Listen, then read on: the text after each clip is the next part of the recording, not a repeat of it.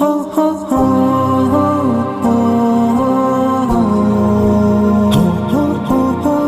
یہ حدیث میں دونوں باتیں ایک ساتھ آ رہی ہیں، آپ غور سے سنیے نفل کی اہمیت، غور سے سنیے۔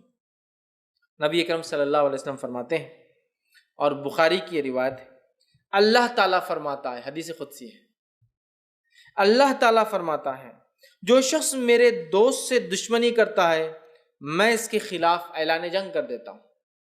کیا فرمایا اللہ تعالیٰ؟ جو میرے دوست سے دشمنی کرتا ہے میں اس کے خلاف اعلان جنگ کر دیتا ہوں۔ مطلب جو اللہ کے ولی ہوتے ہیں، اور یقین اللہ کے ولی ہوتے ہیں، اللہ کے دوست ہوتے ہیں، یاد رکھیے اللہ کے ولی ہوتے ہیں، تو اللہ تعالیٰ فرما رہا ہے جو میرے دوست سے دشمنی کرتا ہے، اور اللہ کے دوست کون ہے؟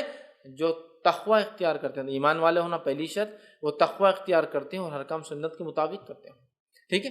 تو بہرحال ورنہ میں اس لیے کہہ رہا ہوں اللہ کے دوست، ورنہ ہمارے پاس جو سنت کی مخالفت کرتا ہے، نماز کبھی نہیں پڑھتا، تقوی تو ہے ہی نہیں دور دور تک، اس کو ولی مانتے ہیں، اس لیے میں وضاحت کر رہا ہوں۔ ایمان والا جیسا حق ہے، تقوی اختیار کرنے والا انسان اور سنت کے مطابق اعمال کرنے والا۔ تو بہرحال اللہ تعالیٰ فرما رہا ہے جو میرے دوست سے دشمنی کرتا ہے میں اس سے اعلان جنگ کرتا ہوں۔ اب اندازہ لگائیے، اللہ کا جو دوست ہوتا ہے اس کو اگر دنیا میں کوئی چھیڑتا ہے یا اس سے دشمنی کوئی کرتا ہے، اللہ تعالیٰ اس کے خلاف اعلان جنگ کر دیتا ہے۔ کیسے کرتا ہے؟ وہ جس نے دیکھا نتیجے اس کو سمجھ میں آتے ہیں۔ انبیاؤں کے ساتھ جس نے برا سلوک کیا ان کے نتیجے دیکھ لیجئے، صحابہ کے ساتھ جس نے برا سلوک کیا کیسی کیسی موتیں مرے ان کی زندگی دیکھ لیجئے، سلف صالحین پہ جس نے ظلم کیا ان کی زندگیوں کا مطالعہ کرے، خاص طور سے ان کی موتیں دیکھے، اور اس کے بعد معصوم مسلمانوں پہ جس نے بھی ظلم کیا ان کی زندگی کی حالت دیکھیے، آپ کہیں گے واقعی میں اللہ تعالیٰ کیسا بدلہ لیتا ہے۔ چونکہ اللہ تعالیٰ جب دشمنی لیتا ہے اس کے خلاف تو وہ دشمنی واقع میں نبھاتا بھی ہے، سمجھ رہے آپ بات کو؟ ہر طرف سے اس کو جو ہے چت کر دیتا ہے اس دنیا کی زندگی میں۔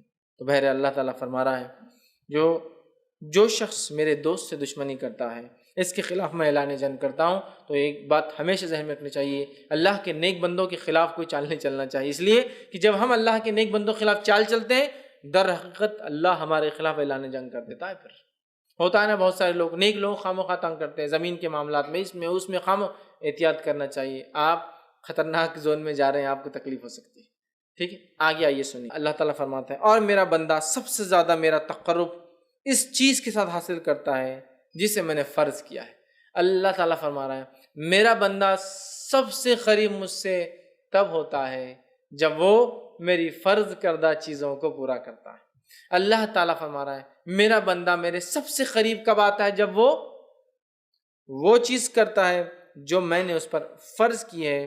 تو آپ اللہ تعالیٰ فرمائے میرا تقرب میرا بندہ سب سے زیادہ حاصل کرتا ہے اس چیز کے ذریعے جو میں نے اس پر فرض کیا ہے، یعنی فرائض کے ساتھ میرا تقرب حاصل کرنا ہی مجھ سے سب سے زیادہ مطلب فرائض کے ذریعے میرا تقرب حاصل کرنا یہ مجھے سب سے زیادہ پسند اللہ اعلان کر رہا ہے۔ آگے آئیے پھر اللہ تعالیٰ فرما رہا ہے حدیث قدسی اور میرا بندہ نوافل کے ذریعے میرا تقرب حاصل کرتا ہے، فرض سے سب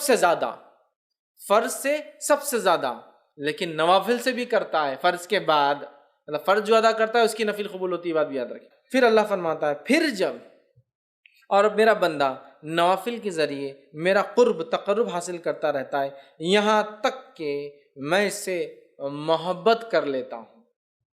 میرا بندہ پہلے تو فرض کرتا ہے، میرا تقرب حاصل کر لیتا ہے، چونکہ فرض سے ہی میں سب سے زیادہ قریب ہوتا ہوں بندوں کے، یہ مجھے سب سے زیادہ محبوب ہے۔ پھر میرا بندہ نفل پڑھتا ہے اور نفل پڑھ کر میرا تقرب حاصل کرتا ہے، اتنا تقرب حاصل کرتا ہے کہ میں بھی اس سے محبت کرنا شروع کر دیتا ہوں نوافل کے ذریعے۔ اب آگے سنیے ذرا، تو میں بھی اس سے محبت کر لیتا ہوں، پھر جب میں اس سے محبت کر لیتا ہوں، فرض سب سے زیادہ اللہ کو پسند عمل ہے، سب سے زیادہ قریب بندہ فرض سے آتا ہے، لیکن فرض سے جو قریب آنے کے بعد بھی جو نفل پڑھے وہ ٹاپ موسٹ چل جاتا ہے۔ بولنے کا مطلب یہ ایک انسان سے فرض بھی کرتا اللہ سے قریب ہوتا ہے، لیکن فرض کے بعد جو نفل پڑھے وہ ٹاپ موسٹ لیول تک پہنچ جاتا ہے اللہ کے قریب، اتنا کہ اللہ تعالیٰ اس سے محبت کرنے لگتا ہے۔ اور اللہ فرماتا ہے اور جب میں اس سے محبت کرنے لگتا ہوں تو میں اس کا کان بن جاتا ہوں جس سے وہ سنتا ہے۔ اس حدیث کو غلط معنی مت دیجیے کہ واقعے میں اللہ اس کے اندر حلول کر جاتا ہے، نہیں، مطلب وہ وہی باتیں سنتا ہے جو میں چاہتا ہوں کہ وہ سنے، کوئی غلط بات نہیں سنتا ہے۔ اللہ فرماتا ہے میں اس کا کان بن جاتا ہوں جس سے وہ سنتا ہے، اس کی آنکھ بن جاتا ہوں جس سے وہ دیکھتا ہے، اس کی آنکھ بن جاتا ہوں جس سے وہ دیکھتا ہے۔ عثمان ابن عفان رضی اللہ عنہ فرمایا کرتے تھے کہ مومن کی فراست اس کی نظروں سے بچا کرو، اس لیے کہ مومن جو ہوتا ہے نا اس کی آنکھوں سے چیزوں کو پہچان لیتا ہے۔ بہت سارے سلف کے واقعات ہیں، لوگوں کو، چہروں کو، ان کی حالت دیکھ کر پہچان لیتے تھے کیا پرابلمس ہیں، اس لیے نہیں کہ ان کو غائب کرتا نعوذ باللہ، لیکن اللہ تعالیٰ نے ان کو وہ صلاحیت دے دی تھی۔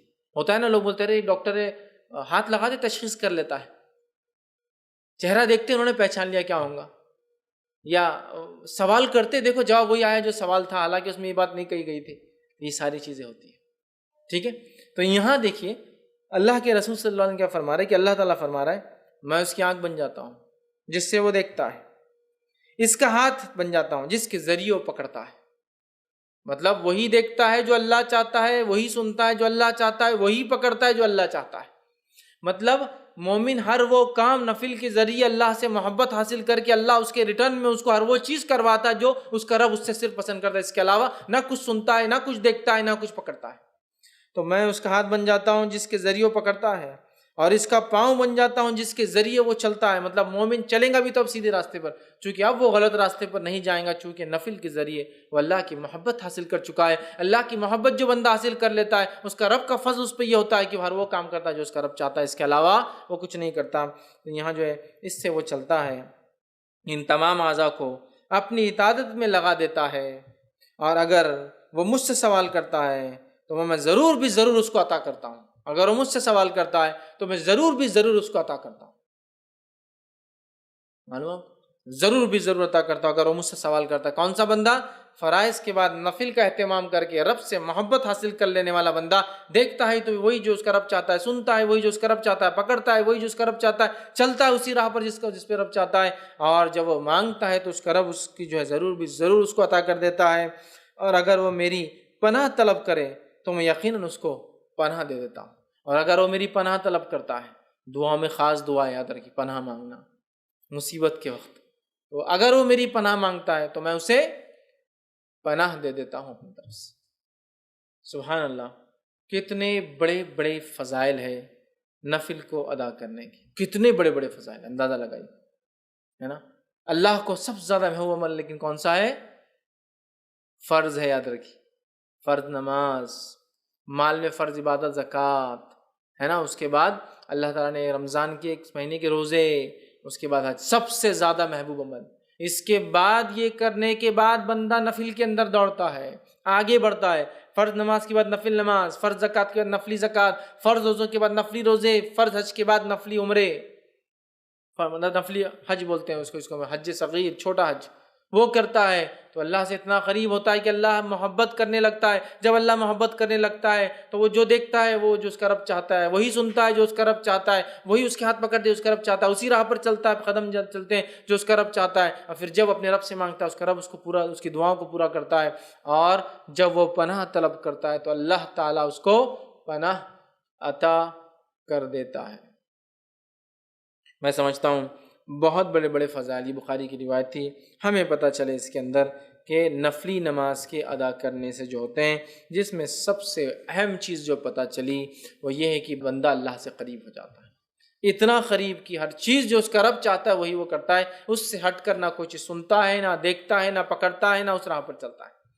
ہم میں ہر شخص چاہتا ہے ہم نیک بنے، اور پتہ نہیں لوگوں نے ولایت حاصل کرنے کی کون کون سے ذریعے بنا لیے، اور یہ اللہ کے ولی ہے، چونکہ شروع میں اللہ نے کیا کہہ دیا کہ اللہ کے رسول فرماتے ہیں، اللہ تعالیٰ فرماتے جو شخص میرے دوست سے دشمنی کرتا ہے میں اس سے اعلان جنگ کرتا ہوں، اور پھر آگے اس کی بات صفت دوست کون ہے، فرائض کے ذریعے نزدیک پہنچتا ہے، نفل کر کے اللہ کا قرب اور محبت حاصل کر لیتا ہے، پھر نفل حاصل کر کے پھر وہ جو مانگتا اللہ پوری کر دیتا ہے، جب پناہ مانگتا اللہ پناہ دے دیتا ہے۔ ہم سب چاہتے ہیں نیک بنے، ہم سب چاہتے ہیں اللہ ہماری دعاؤں کو قبول کرے، ہم سب چاہتے ہیں کہ جب ہم اللہ سے جو مانگے اللہ دے دے، تو ہمیں بھی پھر اللہ تعالیٰ کو پہلے راضی کرنا ہو۔ ارے دنیا کے اندر تو پتہ نہیں کتنی چاپلوسیاں لوگوں کو کرنا پڑتی چھوٹے چھوٹے کام نکالنے کے لیے، ہاں کتنی چاپلوسیاں کرنا پڑتی ہیں۔